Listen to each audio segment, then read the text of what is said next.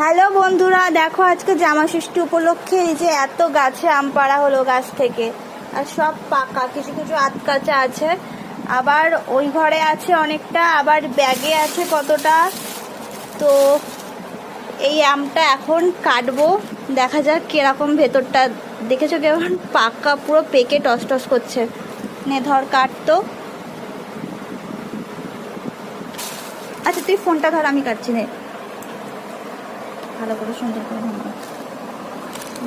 ভালো করে তুই বলা শুরু হবে।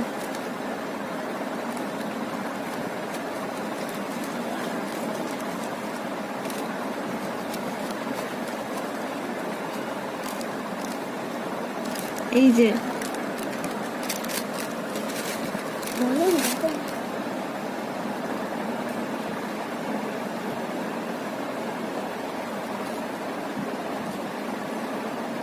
জাস্ট আমটা একবার দেখো।